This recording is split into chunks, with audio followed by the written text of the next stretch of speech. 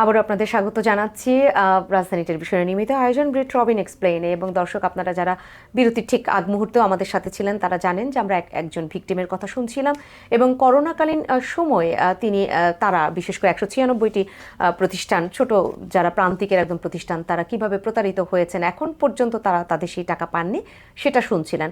কোথাও কোথাও হয়তো বিদ্যমান আইন যেগুলো রয়েছে সেগুলো সংস্কারের প্রয়োজন, আবার কোথাও কোথাও সেই জায়গায়ও ব্রিট রবিন অনেক খুঁজে বের করার চেষ্টা করছেন যেগুলোতে বিদ্যমান আইনে ফাঁকফোকর রয়েছে, তারপরও কি করে তাদেরকে সেবা পাইয়ে দেওয়া যায় সেই চেষ্টাটা তিনি করছেন। এই পর্বে আরও একজন ভিকটিম আমাদের সাথে রয়েছেন এবং আপনারাও নিঃসন্দেহে এরকম হয়তো অনেকেই অনেক বঞ্চনার শিকার হন, বা আপনাদের যারা স্বজন রয়েছে যে দেশের বাইরে চলে গেছেন, দীর্ঘদিন প্রবাস জীবন বেছে নিয়েছেন, কিন্তু এদেশে ফেলে যাওয়া তাদের যে সম্পদ, তাদের বাড়ি ঘর বা জায়গা জমি যেগুলো আমরা বলে থাকি, সেগুলো হয়তো অন্য কেউ নামজারি করে নিয়ে নিচ্ছে। সেটা তো হবার কথা নয়। তার যদি সেই সব কিছু ট্যাক্স দেয়া থাকে তাহলে তার জিনিস কেন অন্যের নামে নামজারি হবে? সেরকমই একজন ভিকটিমকে আমরা পেয়েছি, আপনাদের সাথে পরিচয় করিয়ে দিই। আমাদের সাথে রয়েছে মোহাম্মদ রায়হান। এবং রায়হান, আপনার মুখ থেকেই শুনতে চাই যে কিভাবে আপনারা প্রতারিত হয়েছেন, সেটা আপনি নিজে হয়েছেন না আপনার কোনো স্বজন হয়েছে? আমার মামারা হয়েছেন। মামা দীর্ঘদিন প্রবাসে ছিল। প্রবাসে থাকার কারণে যে তার জমিগুলো ছিল এবং বাড়ি ছিল, এই বাড়িগুলো সব ডকুমেন্ট এবং ট্যাক্স দেওয়ার পরেও কিভাবে অন্যজনরা এটার মালিকানা দাবি করে এবং ভোগান্তির শিকার হচ্ছেন, এটা থেকে রেহাই পাওয়ার কোনো তারাও কি পেপারস শো করছে যে তাদের কাছে দলিল আছে জি এরকম? জি জি জি জি ওইটা নিয়ে অনেক মামলাও করেছেন। প্রায় সময় প্রবাসে থাকার ক্ষেত্রে পরিবাররা তো দেশে থাকে, হুমকির মুখে পড়তে হচ্ছে বিভিন্ন সময়ে। এটা থেকে কিভাবে রেহাই পেতে পারি, এটা যদি ব্রিট রবিন মোহাম্মদ রায়হান তো আসলে সমাধান খুঁজবার জন্য এখানে চলে এসেছেন, কিন্তু আমিও এই সাথে একটু যুক্ত করতে চাই। আমি একবার একটা ঘটনা দেখেছিলাম যে ডেভেলপার যারা রয়েছে, রিয়েল এস্টেট বিজনেস করে, তারা একটা জায়গা নিয়েছেন। প্রথম একজন তাদেরকে ওই জায়গাটা দিল যে এই জায়গায় আপনারা, ওনারা যেভাবে কাজ করেন সেই ডেভেলপ করার কাজ, সেটার জন্য। কিন্তু এরপরে ওই জায়গাটায় আরও অনেকজন দলিল নিয়ে হাজির যে না, এটা অনেক বছর আগে হিন্দুদের সম্পত্তি ছিল, তারা দেশভাগে বা সময় চলে গেছে, এটা আমাকে দিয়ে গেছে, আমি এটা কিনেছি, আমি কিনেছি, মানে সবার কাছেই পেপারস। এটা কি করে সম্ভব? আমি আগে রায়হানের এই জায়গাটা শুনে নেই। আমি এটা বারবার বলেছি তো, তারপর আবার বলে জনগণের কাজে লাগবে যে একমাত্র বাংলাদেশেই দায়িত্ব পালন না করলে কিছু হবে না এই মর্মে ইনডেমনিটি দেওয়া হয়, যেটাকে রেজিস্ট্রারকে দেওয়া হয়েছে। আপনি সংসদ ভবন বিক্রি করতে যান, রেজিস্ট্রি করেন, রেজিস্ট্রার দিয়ে দেবে। তো এটার সংসদ ভবন বিক্রি করবো? হ্যাঁ, আপনি সংসদ ভবন কেন, আপনি যদি আপনার জামাইও বিক্রি করে দিতে চান, রেজিস্ট্রি করতে চান, রেজিস্ট্রার দিয়ে দেবে। রেজিস্ট্রারের কিছু হবে না তো। আমার আপনি জামাইয়ের কথা বললেন তো, সেটা না হয় আমার জামাই, কিন্তু সংসদ ভবন কিন্তু জনগণের। কোনো অসুবিধা নাই, রেজিস্ট্রারের কাছে এটা কোনো সমস্যা না। আচ্ছা, আপনি বাংলাদেশ বিক্রি করে দেন, বাংলাদেশ বিক্রি করে দেন, অসুবিধা নাই, রেজিস্ট্রি করে দেবে সে। এই যে মানে আমি কেন আমাদের আইন নিয়ে ফাইট করছি, আমাদের আইনের জন্য আমরা ফাইট করছি, এটা হয়তো টাইটেলটা চেঞ্জ করতে হবে। যে একজন রেজিস্ট্রার, সাব রেজিস্ট্রার নিবন্ধন করছেন, তার কোনো দায়িত্ব নাই, কোনো রেসপন্সিবিলিটি নাই, কোনো অ্যাকাউন্টেবিলিটি নাই, কোনো লায়াবিলিটি নাই। এবং শুধুমাত্র এই কারণেই আপনি যে প্রশ্নটা করেছেন, এরকম হাজার হাজার দলিল যেগুলো অরিজিনাল আপনি দেখতে পাবেন, অরিজিনাল দলিল, কারণ সে তো রেজিস্ট্রি করে দিয়েছে। গুলশানে এখন আপনার অনেকগুলো জায়গা নিয়ে যেগুলো মানে ব্ল্যাক লিস্টেড করা হয়েছে, সেগুলোতে শতাধিক পর্যন্ত দলিল আছে। একটা জায়গায় আমরা যে দাগ বলি, এবং যিনি মালিক উনি দলিল করে দিয়েছেন। এখন দলিল যিনি করে দিয়েছেন উনি মালিক। এখানে যে কারণ বাজারে, এটা তো খ্রিস্টানদের জায়গা ছিল, ফিডেলিস গমেজের সিএস রেকর্ডের নাম, উনি মারা যাওয়ার 22 বছর পরে আপনার অধিকাংশ জমি দলিল হয়েছে। কোর্টে কিন্তু বলা হয়েছে যে উনি কিন্তু 22 বছর আগে মারা গিয়েছেন। তো 22 বছর পরে উনি কিভাবে এসে রেজিস্ট্রি অফিসে গেলেন, ফিঙ্গারপ্রিন্ট দিলেন, করলেন, এবং তারপরে কোর্ট থেকে দেখা যাচ্ছে আজকে না কালকে করে মামলা চলতেছে, তো বড় বড় বিল্ডিং হয়ে গেছে। দেখেন কোনো কারণ বাজারে দায়িত্ব নিয়ে বলছি, তদন্ত কমিশন করেন, দেখেন কি হয়েছে। একটা মানুষ মারা যাওয়ার পরে, মালিক মারা যাওয়ার পরে 22 বছর পরে বিক্রি এমন করে দলিল দিয়েছে আবার সে। একটা না। জি। এখন ওই দলিল আবার একাধিক করে করে করে করে যে যেভাবে পারছে সেগুলো দখল করে নামজারি করেছে, প্ল্যান পাস করেছে, রাজুকে সবকিছু করে তারা থাকছে। তাহলে কি ভূতেরও আসলে ফিঙ্গারপ্রিন্ট হয় এরকম ব্যাপারটা? হ্যাঁ, এখন মানে এটা তো রেজিস্টারের তো কোনো দায়বদ্ধতা না। এই যে আপনার এইখানে এখানেই তো আমাদের জনগণের একটা দায়িত্ব আছে। জনগণ যদি রাষ্ট্রের মালিক হয়, তাদের এই যে মানে এরকম বিদকুটে উৎকট ভয়ানক যে আইনগুলো, নিয়মকানুনগুলো রয়েছে, এগুলো নিয়ে তো আমাদের কথা বলতে হবে, আমাদের কাজ করতে হবে।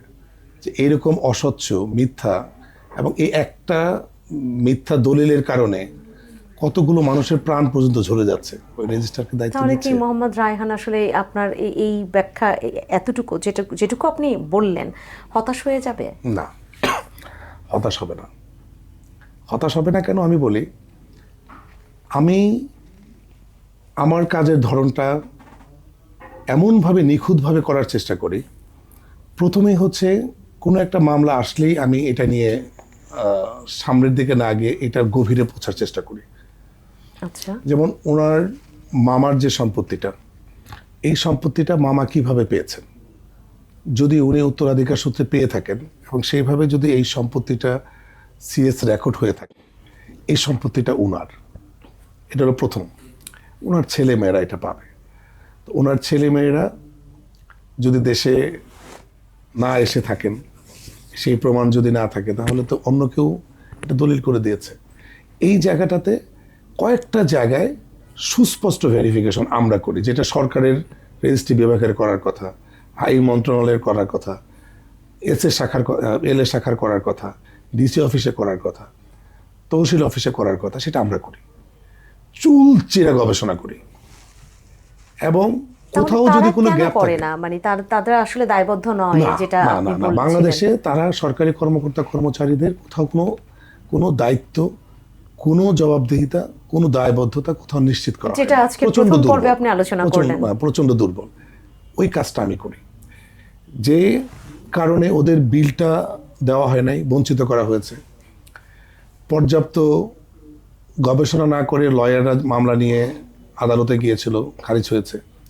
আমি সেই জায়গাটাতে 35টা দেশের রেফারেন্স দিয়ে আমি অ্যাস্টাবলিশ করেছি যথাযথভাবে ওয়ার্ক অর্ডারের ভিত্তিতে তারা পণ্য সরবরাহ করেছে, এবং এটা কন্ট্রাক্ট হয়েছে। কন্ট্রাক্ট হয় নাই তারা যেটা বলছে, কন্ট্রাক্টের যে মেইন টার্মসগুলো, অফার, অ্যাকসেপ্টেন্স, কনসিডারেশন এবং লিগ্যাল বাইন্ডিং, সমস্ত শর্ত পূরণ হয়েছে। সুতরাং পিপিআর পিপিএতে ওই কালো অক্ষরের একটা জায়গা দিয়ে তাদের সমস্ত রাইটকে খর্ব করা যাবে না। এটা আমি আদালতে প্রতিষ্ঠা করেছি। জি। ওনাদের একই রকমভাবে ওনার এই সম্পত্তি যদি ওনার মামার হয়ে থাকে, আমার অফিসেও যদি এই কাজটা নিয়ে কাজ করে, তাহলে এই চেইনটা যদি আমরা নিশ্চিত করতে পারি যে এই সম্পত্তির মালিক উনি, ওনারা কাউকে ট্রান্সফার করেন নাই, তাহলে ওনার এই সম্পত্তি খুবই অল্প সময়ের মধ্যে ডিসি অফিসে পিটিশন দিয়েই ওনাদেরকে ফিরিয়ে দেওয়া সম্ভব। মানে সেটা যদি দীর্ঘ বছর হয়? না, ডিসি অফিসের এটা 90 ডেজ বাইন্ডিং আছে, 90 দিনের মধ্যে এটা শুরু হবে। আমার কাছে তো পর্যাপ্ত এভিডেন্স থাকবে, সুতরাং এর 90 দিনের বেশি এখানে লাগবে না। সেক্ষেত্রে মোহাম্মদ রায়হান কি করবেন তাহলে? কিছুটা তো বললেন ব্রিট রবিন।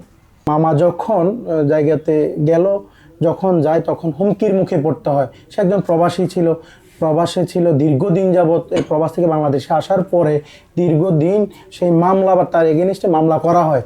সে ওখানে, সে তো অসহায়। সে হুমকি কি দিচ্ছেন কারা? মানে যারা মানে দলিল বর্তমান যারা করেছেন দলিল তারা? করেছেন তারাই আচ্ছা। হুমকি দিচ্ছে। ওখানে গেলে মারধরের শিকার হচ্ছেন, দেন মামলাও করা হয়েছে তার জি, জি, এগেনিস্টে, তারা কি আমার মামার বিরুদ্ধে। প্রভাবশালী?